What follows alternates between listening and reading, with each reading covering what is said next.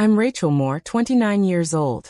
My life used to feel peaceful, but lately, every day seems to begin and end in a whirlwind of tension. When did the home I once trusted completely become the place where I feel most lost? There have been things happening that make me question how to face myself, and even the husband I had loved and believed in for so many years. But through it all, the most important thing in my life is my little daughter, Ellie. She just turned 5. And she's the only light in these dark days. My husband Tyler is 32. We've been together for 7 years and married for 6. We met while working at a financial company in Denver, Colorado. Back then, Tyler was the one who pursued me.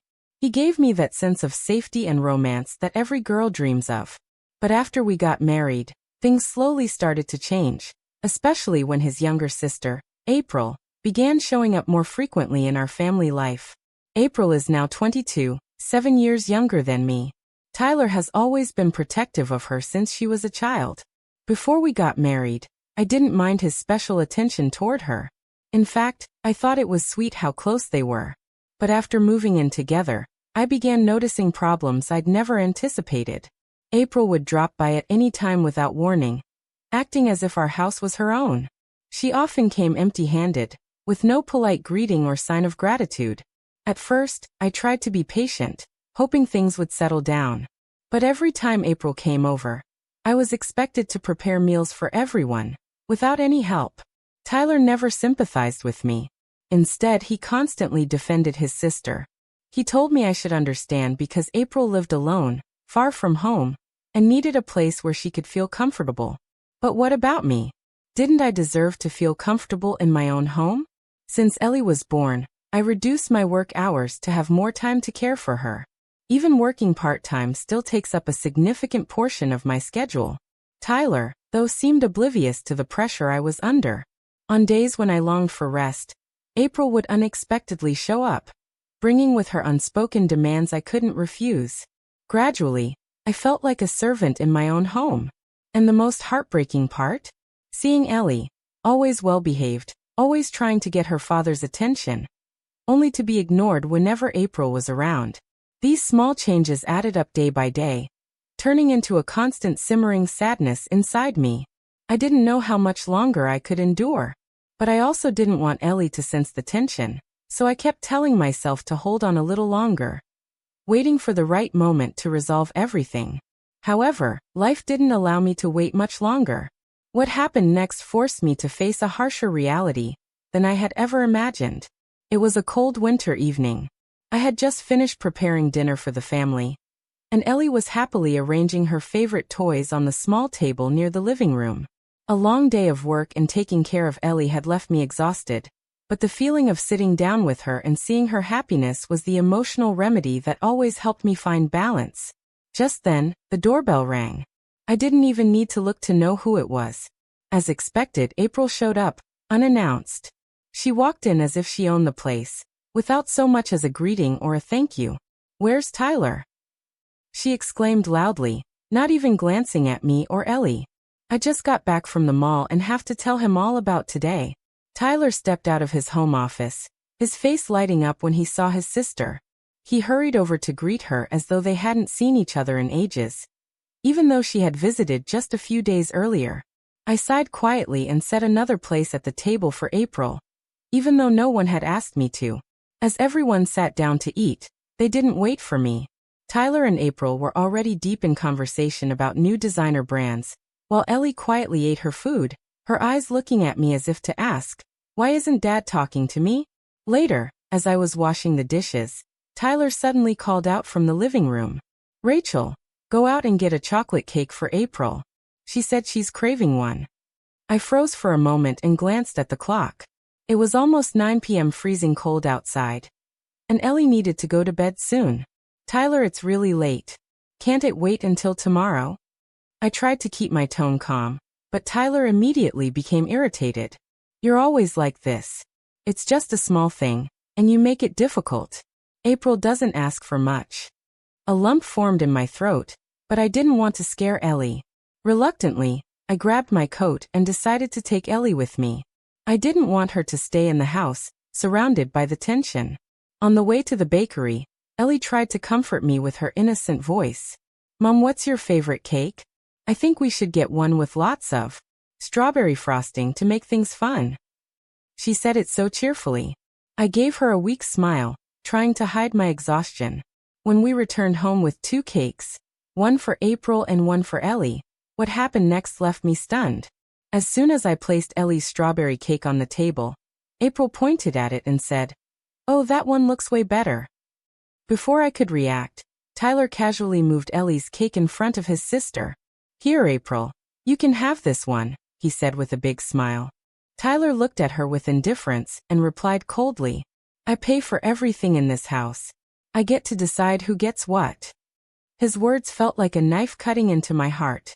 Ellie bit her lip, trying not to cry out loud, but the hurt in her eyes was unbearable.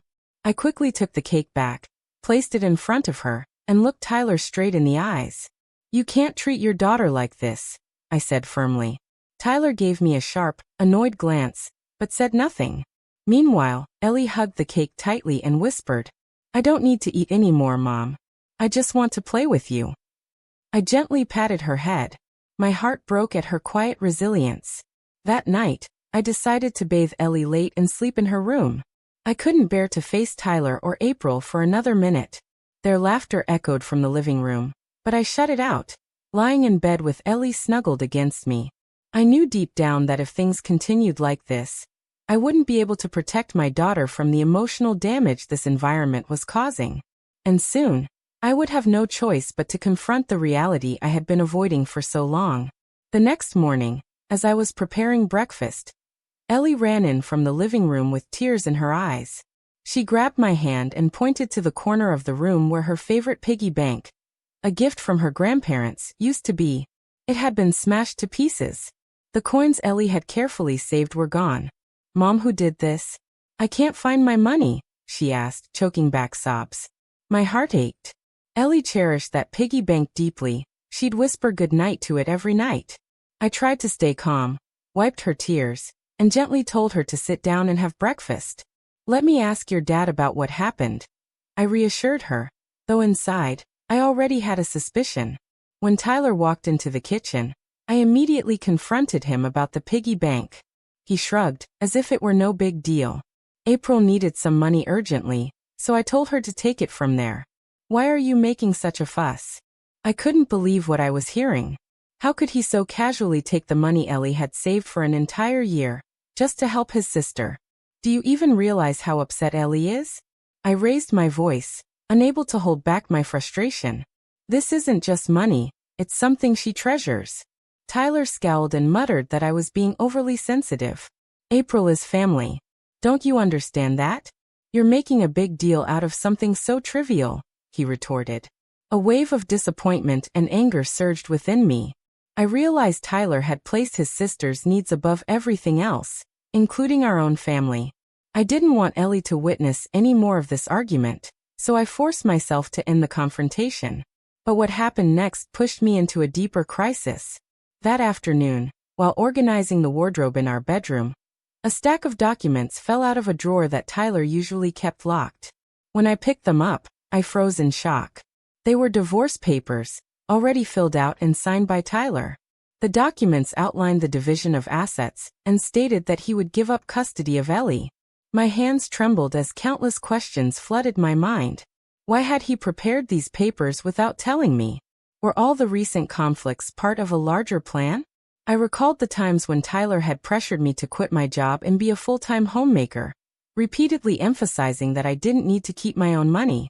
He had even suggested that I sign a post-nuptial agreement about shared property. Now it all made sense.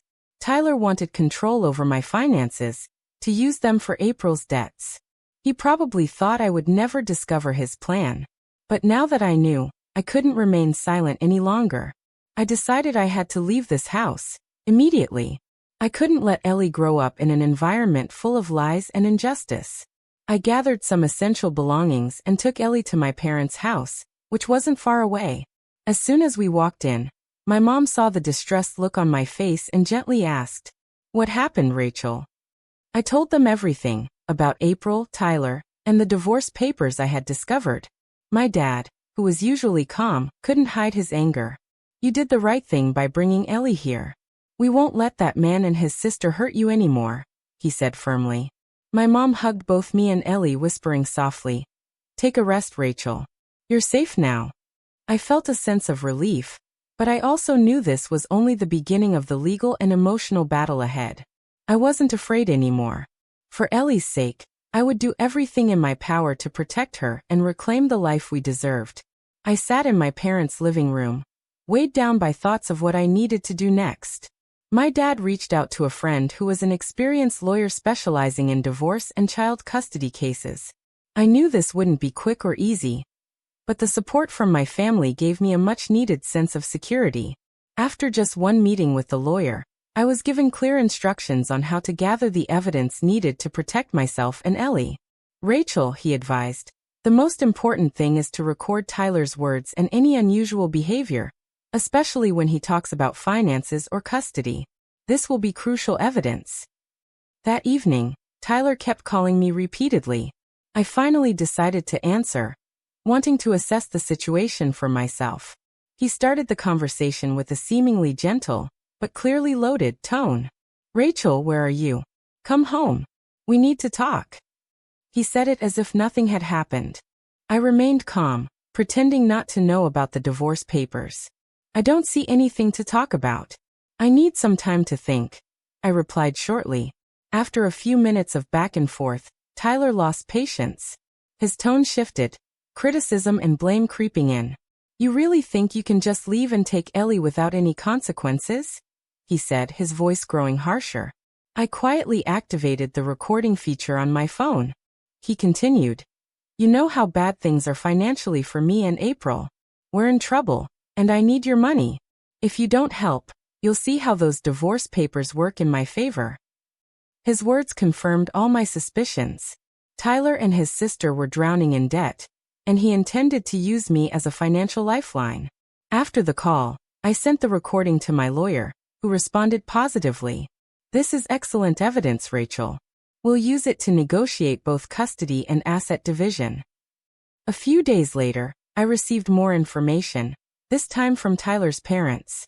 Apparently, they had also learned about the significant debt April had accumulated due to her gambling and reckless shopping habits. Worse yet, Tyler had co-signed loans for her, dragging both of them into a financial crisis. In a brief phone call, my mother-in-law didn't bother to hide her frustration. "Rachel, I'm sorry for what Tyler and April have done. Our family will no longer support them," she said firmly. This only strengthened my resolve. Tyler and April now had no other financial support to rely on, but I wasn't going to let that happen. Not again. I began working closely with my lawyer to complete the legal process. The divorce papers were officially filed in court, along with evidence of Tyler's behavior, including the phone recording and other documents. Tyler hadn't expected me to act so quickly and decisively. He started calling and texting me more frequently, sometimes apologizing, other times threatening me. But I ignored every call. I knew his shifting behavior was a sign that he was losing control. My lawyer also advised me not to let myself be emotionally manipulated during this phase. In the following days, life at my parents' house began to settle. Ellie gradually became happier, her worried expression from our old home fading away. I spent more time with her, taking her to the park and reading bedtime stories. These moments reminded me that I was doing the right thing. Not just for myself, but for Ellie as well. Eventually, Tyler had no choice but to sign the divorce agreement. My lawyer negotiated terms where he agreed to pay $400 a month in child support for Ellie, and relinquished any right to interfere in her upbringing. In a final phone call, Tyler admitted defeat. "Rachel, I was wrong. I'm sorry. But I guess it's too late to fix anything now. I just hope you'll be happy," he said. I ended the call feeling a wave of relief, for the first time in what felt like forever. I knew this wasn't a perfect ending, but at least Ellie and I had found peace. This was a new beginning for us, and I would never let anyone destroy it again.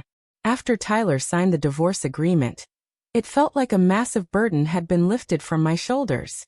The process had gone more smoothly than I had expected, thanks to the thorough preparation and strong evidence my lawyer presented in court. Tyler agreed to pay Ellie $400 a month in child support and gave up any claim to her care.